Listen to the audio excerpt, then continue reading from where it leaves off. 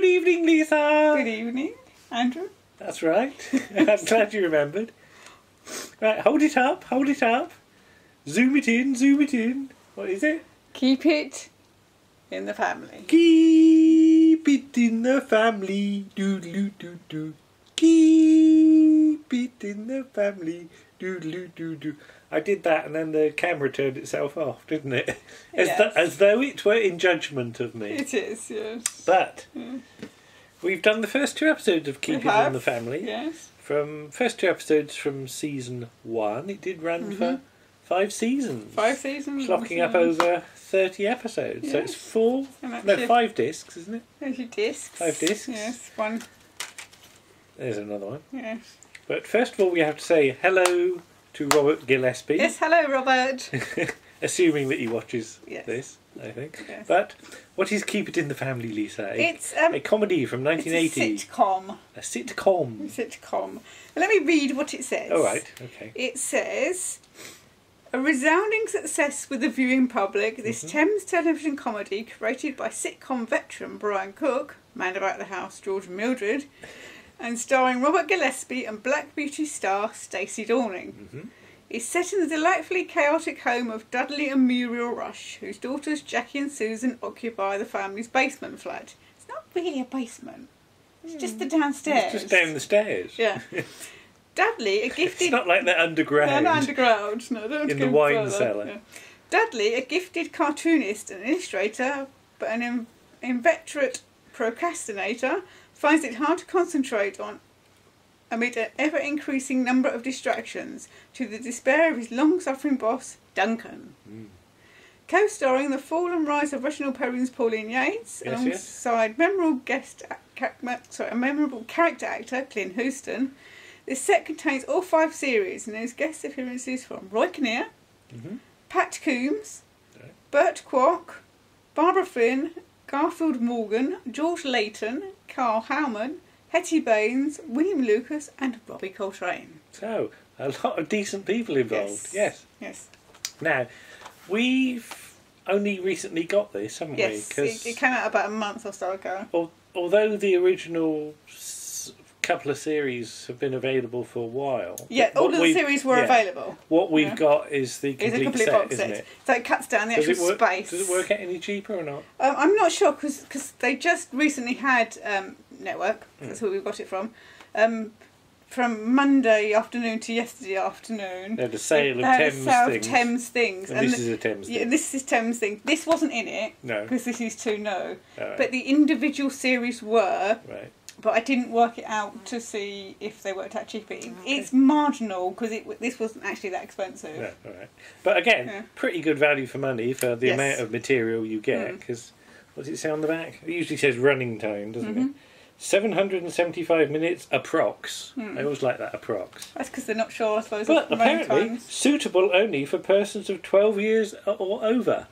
Not to be supplied to anyone under that age. Okay. Well, I must have watched it when I was... You probably did. 11. Yes. Deary me, I must have been breaking the law if I watched the original series. I don't think it's not really like that then, is it? You just watch it. But I'm not sure I remember the first series very much because one of the daughters changes, doesn't she? Yes, in series 1 and 2, and I can't remember which one it is now, Jackie is played by, oh God, I've forgotten her name. Right. Jackie Quayle, I think it is. Jenny Quayle. Jenny Quayle. Yeah. Sorry, it's all J's. And then in series 3, Sabrina Franklin comes along. Sabina. Is it Sabina? I thought it was Sabrina. It's Sabina. Oh, right, okay. That's William Franklin for you picking weird names. Yes, so she comes along and takes over the part, and she's the one that I really remember. Yeah. So. Okay. Let's have a look there. That noise you can hear in the background is roast scratching. Yes. So it's Jenny Quayle, then Sabina Franklin. Sabrina. Oh, Yes, okay. yeah, I know people call her Sabrina, but it's not. Yes. But we started watching these because we've been watching Quatermass, yes, hadn't we? And as we said, available on iPlayer. But you didn't want to have Quatermass with your cup of tea, did you? No. Because you thought you'd jump and spill tea all over yourself. I've done it before. Yeah. Yes. So for our Hello, Matt Smith. I'm looking at you. Why did Matt Smith make you spill your tea? Because it was in the Crimson Horror. Yeah. When he rears up at the screen when he's bright red. He rears up. He does rear up. He suddenly pops up, doesn't he? And I spilled tea all over myself. Luckily, it wasn't really hot. Okay. So we wanted something. We wanted a comedy, which wasn't going to make you jump. Yes. To have our tea with. Yes. There are lots of things make me jump. Yeah. Cats. Yes. Things. Martha's walking past. If she jumps up, she'll make you jump. So we thought, well, let's give this a go. Because, as I said, I vaguely remember probably some of the last few seasons. And I think you're probably the same as me. The thing you remember about it is the lion hand puppet, it's the lion isn't hand it? Puppet. You know? Yes. Yes. I remember the sort of the cast themselves, but I don't really remember plots or anything like that. But it's just that image of Robert Gillespie drawing with the lion on his hand. Yeah. I don't know whether that would make illustrating cartoons any easier. I very much doubt doubt it. No, it's another procrastination thing, isn't it? What could I do to not? Because we were almost going to do this with a puppet, weren't we? Yes. Because we've got various things. Did you hit the thing then? Possibly. Sorry. I think the picture might have lurched. Sorry, I was watching Rose. She sat on top of a litter box. Okay, what's she doing? Stalking flies? I don't know. Right. Anyway, getting off the subject. So we've watched the first 2 episodes. And it's only towards the end of episode 1 that it does actually get its name. Yes. Now she's playing with her litter scoops. Let's Rose, get down! Mad cat. It's only towards the end of the first episode that the name Keep It in the Family actually starts to make any sense. Yes. Because it starts off with the person that was renting the ground floor flat having died. Yes. So they're coming back from his funeral. They come back from the funeral. And you get a long shot of car, don't you? And you were going, I recognise that voice. Yes. Because there's somebody talking when it opens. Yes. And what would you think?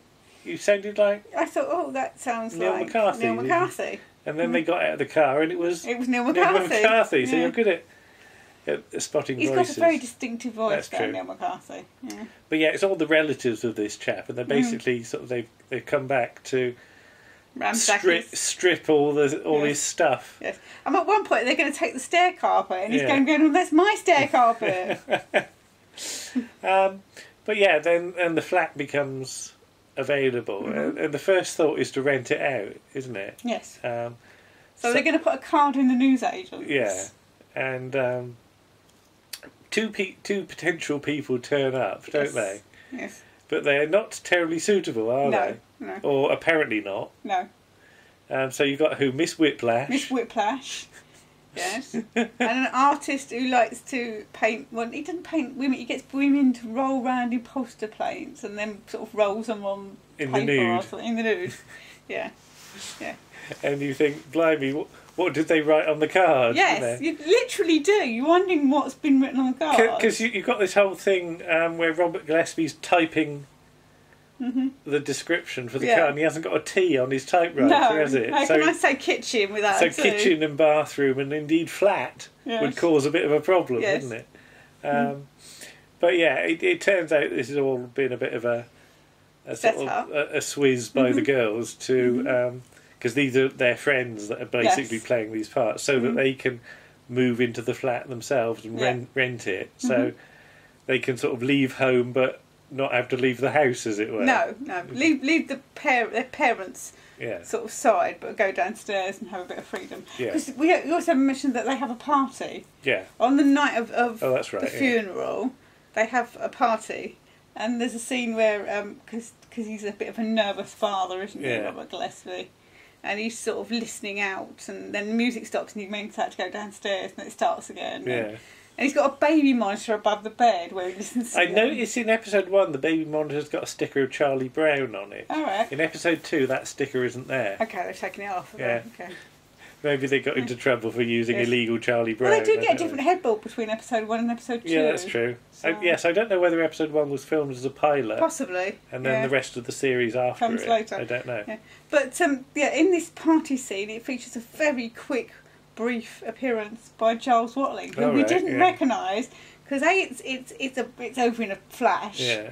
And it's quite dark in the bedroom as well, isn't it? Yeah. So, because they go into the bed, him and his girlfriend go into the bedroom to get up to things that people get up to at parties.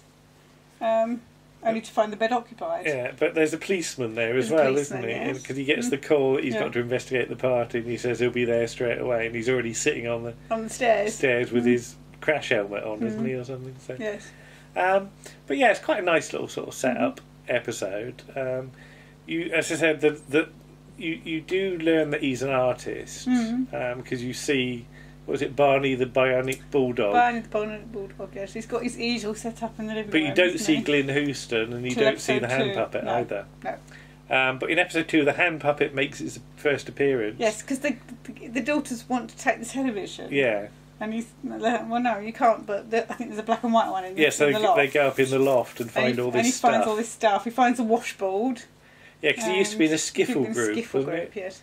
And they find the lion. Yeah. And various other things. Well, wasn't one of the members of the skiffle group supposedly Tom Jones? Tom Jones, but it's not that Tom Jones. It's a different Tom Jones. Did you notice the hat stand in the background? It looked very much like the white one. Oh, from the TARDIS? From the TARDIS, oh, okay. We had one like that. The one in Frontios. We had a white one like that in the hallway. Yeah. It used to tip over if you put too much on it. Oh, right, okay. But yeah, it's not used much use putting a hat stand up in the loft, is it? It's a long way to hang your hat. But then you get Glyn Houston, finally, because he's on the phone chasing up the cartoon of Barney, isn't it? Yes, for this week's issue of the comic. And he's he's a bit like Douglas Adams in the you hear the deadlines whooshing past, don't you? Yes. So he comes round to sort of investigate. Yes, and ends up getting soaking wet. There's all this thing about there's a possible airlock in the pipes, isn't there? The tap's not working. Yeah. So through some miscommunication, he gets a hose pipe with water all over him. Yes. And it's that thing that you do in sitcoms, isn't it? Where you don't just throw it down and get away from it. You keep holding it so that the poor person gets it for about a minute, and you have to do all this flailing about. In real life, of course, that wouldn't. You just chuck it, that wouldn't happen, would it? But yeah, I mean, I quite enjoyed these 2 episodes. I think. As you said, it's written initially by Brian Cooke. But as time goes on, you get quite a few more writers working on it. David Barry, Alex Shearer, Dave Freeman, Greg Freeman and Peter Learmouth. All right. And over the course of the series, production is by Mark Stewart, Michael Mills and Robert Reed. Michael Mills as well. Yeah. You know, Michael Mills has gone from being head of comedy at the BBC to being a sort of jobbing... is it saying Michael Mills? I don't know. I assume it is. I'm guessing so. To being a jobbing director producer. But Robert Reed is... Robert Reed's Whodunit as well, isn't he? So, which is Thames, isn't it? Well, this is Thames. This is the staff system, isn't it? That you keep, after a while, if you know your Thames names, you keep spotting the same ones sort of coming round. But yeah, I have to say, sort of what we've seen so far, it's only the first 2 episodes, but I think it's off to a promising start, and I think we'll hopefully see a few trying to watch some more of these. Yes. I mean, it's certainly a candidate to do a proper article on it at some point. Yes. And I did do today's blog post about it briefly. So yeah, I think a thumbs up from me. And we've bought your book, Robert. Oh, have we? Yes. All right. So. Oh, and thanks for following us on Twitter. Yeah, thanks for following us on Twitter. Yes. Okay. All right. See you soon then. Okay. Bye-bye. Bye.